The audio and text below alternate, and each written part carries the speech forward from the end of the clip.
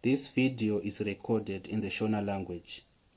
If you are interested in the contents of this video but you do not understand the SHONA language, you can indicate the concern in the comment section below, and I'm going to record a video in the English language but containing the same content as this video. Thank you. Pane question yatikuda kudzokorodza. Question number 3. Bepara June 2016 ZIMSEC O'level Mathematics.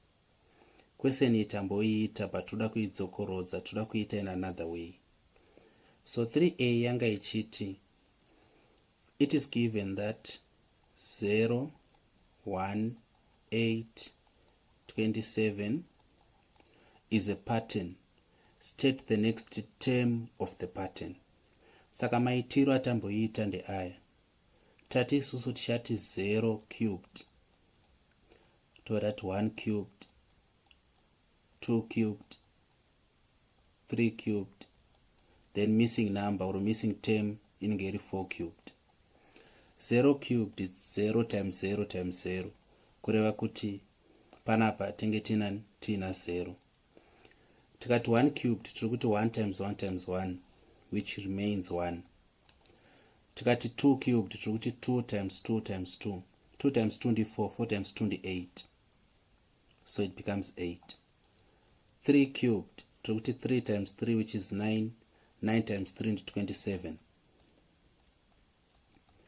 and 4 cubed, 4 times 4 ndi 16, 16 times 4 ndi 64.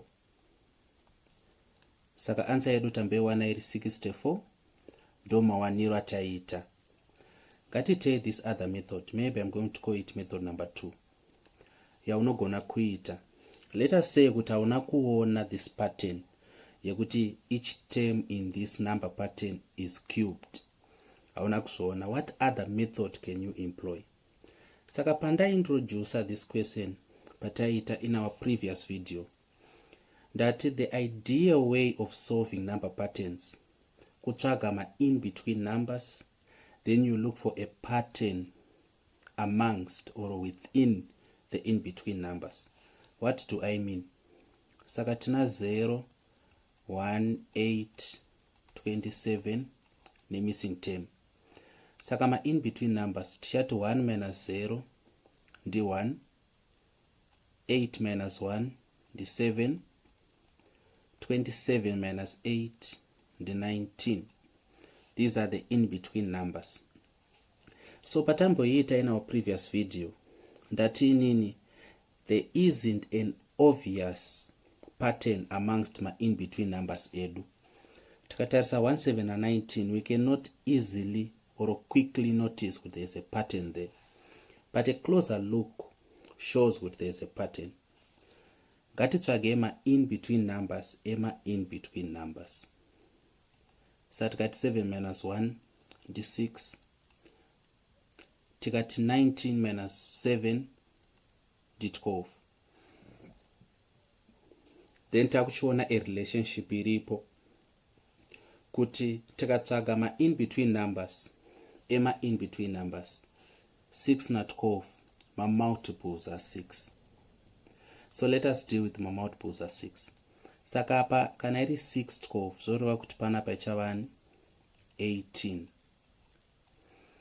Then tikatarisa pano tichaona kuti tachiti 1 plus 6 ndi 7. Tikazoti 7 plus 12 ndi 19. So what is 19 plus 18? 19 plus 18 tikuti 9 plus 8 ndi 17, carry 1, 1 2 3. Saka panapa pana 37. Pana 37 kudaro. Tikada kutarisa pa second tier tachiti 0 plus 1 towana 1e, 1 plus 7 towana 8, 8 plus 19 towana 27, kureva kuti tofunga kuti 27 plus 37 kuti towana wa next term. So tikaya panapa tikati 27 plus 37, 7 plus 7 ndi 14 to carry 1. Then 2 plus 3 ndi 5 plus 1 ndi 6. Saka tukwana ari 64. So ukaita method yekutanga yekuona kuti every term is a cube unowana 64. Ukaita method yechi2 yekuzotsvaga ma in between numbers in between numbers uchawana futi 64.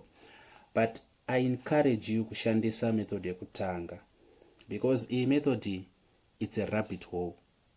Unogoda dazoramba wakuda kutsvaga ma in between.